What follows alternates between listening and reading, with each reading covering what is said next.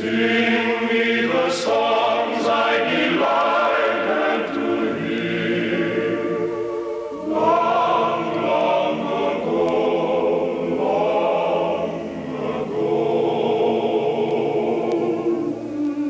now you are come, all my grief is removed.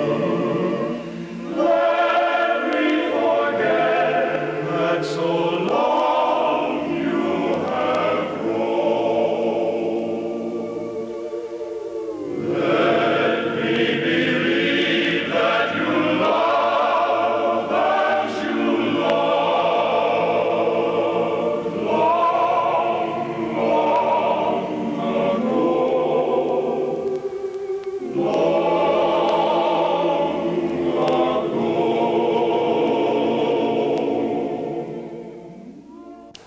Hello once again, and welcome to another edition of Beverly's Times Past. My name is Ed Josephs, and this evening with us is Mr. Richard Symmes of North Beverly. Welcome to the program, Rich, again. Thank you. This, I believe, is our fourth visit together. I think you're right. And we have, in previous programs, touched upon some of the goings-on up in North Beverly, the people and the places of old North Beverly pre and post Route 128 era. What do we have tonight for the folks? Well, tonight we're going to concentrate on transportation as it related to North Beverly. We sort of did the Route 128 phenomena and how that changed the area. So we thought tonight we'd take a look at some miscellaneous odds and ends relating to transportation going back into the horse-drawn years and coming right up through the automobiles and into the trains and even some streetcars at the end. Kind of a transition from one era to another. That's right. More or less. That's right. Yeah. Well, I suppose we could talk in terms of when the earliest powered vehicle came through these parts, and I would assume that would have to have been the railroad, Rich. Oh, sure. And of course the railroad came through here in about 1840. Back in 1840. That's right, the Eastern Railroad. And then in 1886, we read that the horse cars were put into use here in this general area, the North Shore area. Mm-hmm. But those, again, were powered by horse and not by electricity. Right. The electric car was soon to follow. Yeah, the electric streetcars, or trolleys as they were called, came along basically in the 1890s. The electric motor had been developed at that point so that they could use it for a tractive effort in a car like that on the axles. Mm-hmm. So in about 1897 or so, we begin to see the first electric-powered vehicle, trolley car, as it were, mm-hmm. coming through Beverly and, mm-hmm. and these local areas. And from that point, of course, things began to develop rapidly because the first automobile was soon to come on the scene here in these parts and bringing us up to our present time. That's right, and I think the automobile probably was here about the same time as the electric streetcar, yeah. But they really didn't become common until around World War I. Yeah.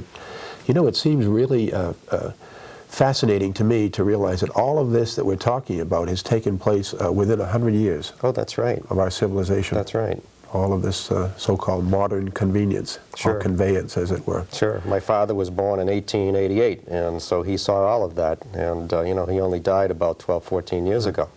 Witnessed the people going right up to the moon, and exactly. And who knows where we're headed for. That's right. It's kind of scary. Yeah. Well, getting into our pictures here tonight, again, you've brought some wonderful pictures from your very fine collection mm-hmm. up at the Beverly Historical Society. Mm-hmm. And these are from the North Beverly collection, Rich, am I Yes, that's correct. And a lot of these we didn't have room for when we did the book. And so the whole idea of doing these programs is to get some of these pictures out here that people haven't seen and let them take a look at them. Now, these pictures, as you say, are up at the Society. They're on file up there. Can the public get in there to access these? Sure. Not to take them, but to look at them. If you want to go in there, say, and you want to look up something, particular subject matter, you would go in and see Kate Pinkham, the curator down mm-hmm. there at the Society, and tell her you'd like to see the North Beverly pictures. And they're in 6 large albums, and each album has an index at the front. And you can go through there and see what's in each book and pick out what you're looking for and just turn to that page number. Yeah. And as we've always said in past programs, you're looking for more. And, Always. Contributions are most welcome. That's right. Even now, we get, once in a while, a picture will come in from somebody that has just read the book or has seen one of these programs. And they'll say, oh, gee, I've got something up in the attic, and they'll run up there and find a picture of something, and lo and behold, it's something we haven't seen. Right. We have to say here that Rich is the author and editor of the very fine book, North Beverly Remembered. How many photographs are in there, Rich? Oh, there's about somewhere between 160 and 200 pictures in that book. Yeah. And this is available also for purchase? Yes, it is. At the Historical Society? Yeah. Yes. Okay. Well, let's get right into our collection tonight. We have some 22 fine photographs here that you brought along. What do we have first here?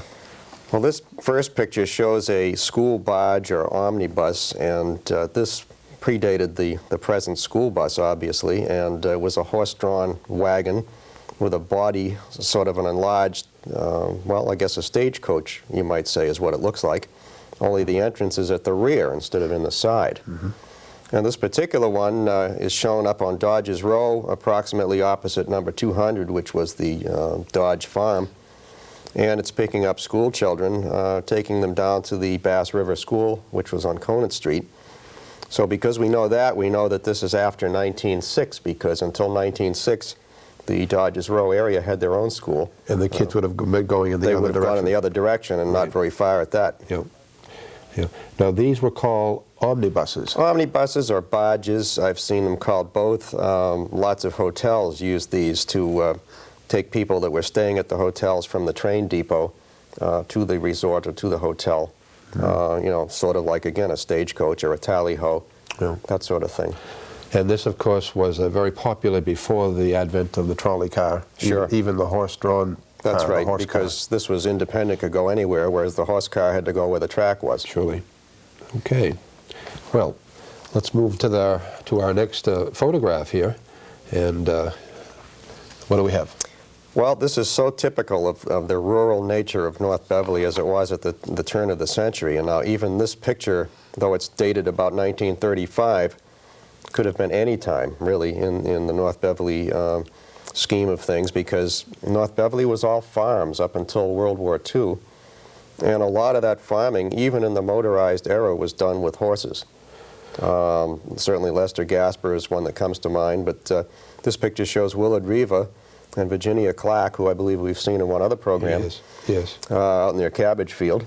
Here they are with a wagon load of hay and a big old kind of sway-back workhorse that looks like he's probably glad the day is almost over. For sure. Now, these people, the Rivas and the Gaspers, they really were the last of the Mohegans up there in North Beverly. Apparently so. You had told us earlier about Mr. Gasper delivering his milk from his own dairy cows. That's right. As recently as, what, the late 40s?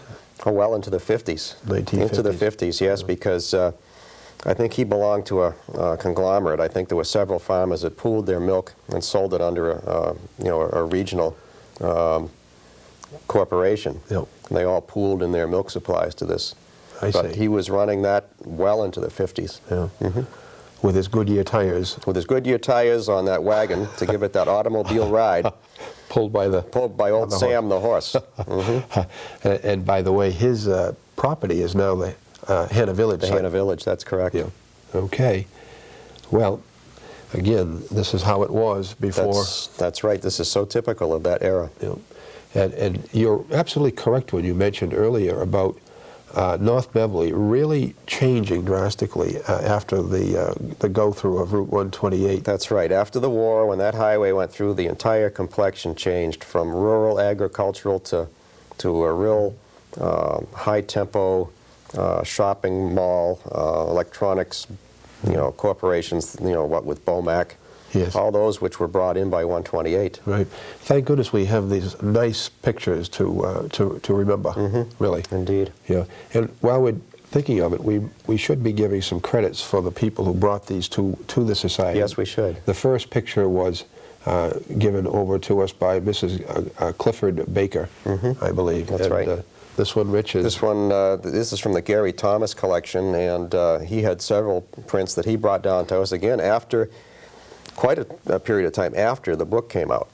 Gary Thomas came forward and said, gee whiz, I've got quite a few views up on Dodge's Row. Would you like those? And sure. So we copied them, and we've added those into the collection. Just wonderful. Priceless. Now, if people don't want to part with their pictures, but you can make the copies for the society. Yes, we encourage them to keep their pictures unless for some reason they want to give them. But Okay. you know, we just copy them. Yep. Then we have a negative, and we have a nice new print Okay. that we can have together in the files.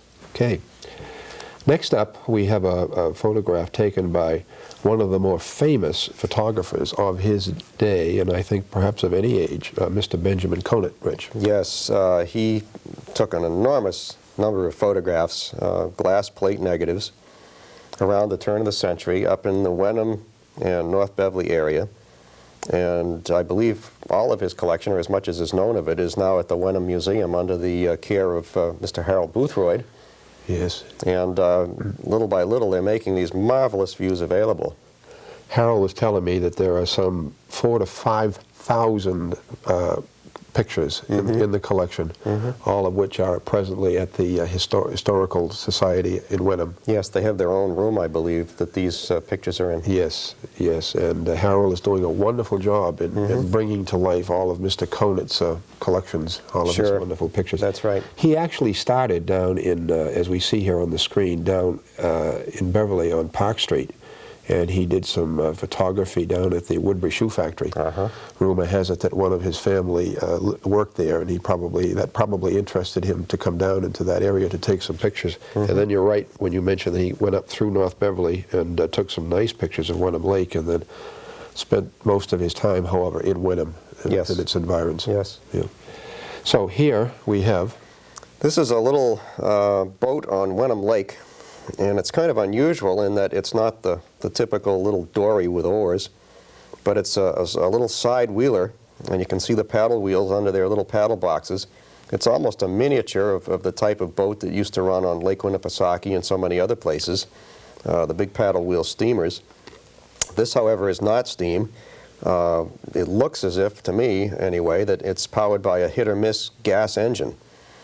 Which would have been typical of turn of the century, and that's one of those one-lung things that fires every 12 or 14 seconds and just kind of goes on momentum until the next explosion. And it must have had some sort of a clutch device to keep the torque constant for the paddle wheels. I'm not sure just how this thing worked. It's kind of an engine, Rich, where if I got it going, I'd want to stand back to see if it was going to. You want to stand way back.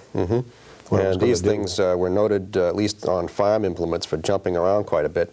They have meets in the summertime, even today, with these one-lung gas engines. Yeah. And it's quite a fun thing to watch these things all jumping around on the ground. Yep. And we're looking up in North Beverly on the Wenham Lake shoreline. Yeah, you're basically looking from behind the filtration plant where that is today, and you're looking, northeasterly, I guess, across to the far shore where the ramps up to the ice houses can be just faintly seen there going up among the trees. And of course that's up behind where McDonald's is today, up on Enon Street. Yep. And all of this, the boat ramp and all of that is all gone. That's all long as far gone. as we know There's down some there. kind of a gauge house about where this was taken, but it's not this structure. How different Wenham Lake used to be in those days when the ice houses dotted their shoreline. Oh, yeah. Okay, well, we thank Mr. Conant for all his fine work. And back to a Gary Thomas photograph, Rich, item 4. Yes, and with this picture, we're going to look at the railroad and its impact on North Beverly. This particular view was taken up, I would guess about behind where the Wenham Golf Club is today. And we're looking southerly along the main line of the Boston and Maine.